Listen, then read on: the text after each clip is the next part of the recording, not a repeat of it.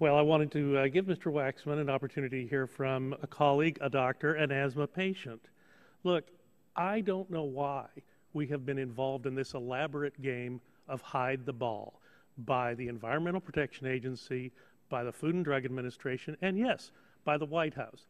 I have asked both agencies and the executive branch to come in to explain, and I've gotten nothing. You've seen the hearings that we've had.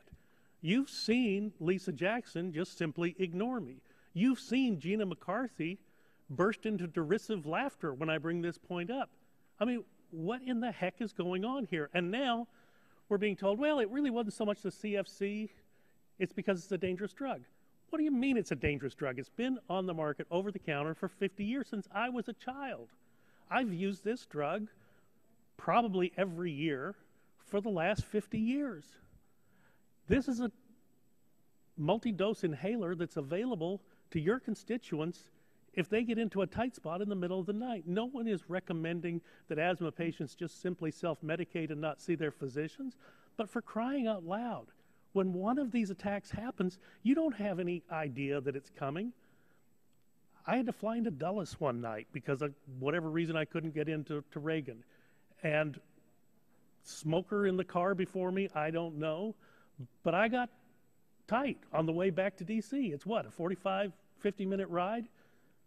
I was able to ask the driver to pull off the freeway and find a pharmacy, and I'd just walk in and buy an over-the-counter inhaler.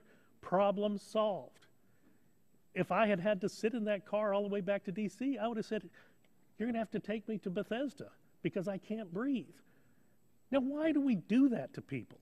Well, I'd like to know. I would have liked it if Gina McCarthy, I would have liked it if Dr. Hamburg, when I asked her when she was here at our witness table, had told me something. Maybe Dr. Hamburg could have said, you know, Dr. Burgess, we've really looked at this and we think epinephrine is a dangerous drug and we're not going to allow it to be sold in any form in the future. Well, okay, that's a conversation worth having, but we didn't have it.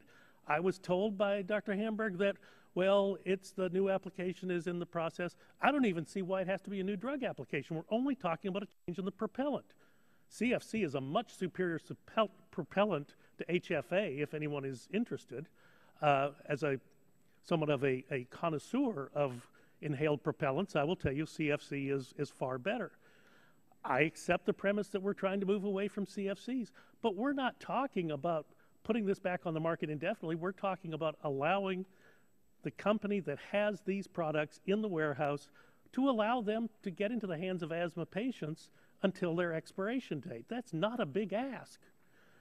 I don't know why the Food and Drug Administration has taken so long approving the non-CFC over-the-counter epinephrine inhaler. They wouldn't answer my question. I don't know why Administrator Lisa Jackson will not give us a waiver to sell what's left. To tell you the truth, I was not lobbied by the lobbyist. They came and contacted me afterwards and said, all right, we agree with you, but that wasn't the reason that I brought this up. I brought this up because this is what people don't understand about the federal government. Why do they do stuff like this to people? Why do they take away your toilet and your light bulb and now your asthma inhaler when there's not a good reason? It's simply a whim of someone who happens to be sitting in the speaker's office at some point and they say, we want to do away with this inhaler. Why? Why? If you can produce scientific evidence. When I first came to Congress, there was a big brouhaha over Vioxx. You don't see Vioxx on the shelf anymore, prescription or non-prescription. And there's a reason for that, because the FDA withdrew the application. Is the FDA in process of removing the availability of any type of over-the-counter epinephrine product? They haven't told us if they are.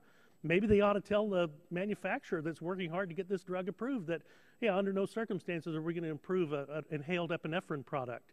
This makes no sense. And again, this is why Congress has a single-digit approval rating, because we will do stuff like this for no good reason. The folks in charge, the political folks in charge at the agencies see no reason to bother explaining why they're doing it.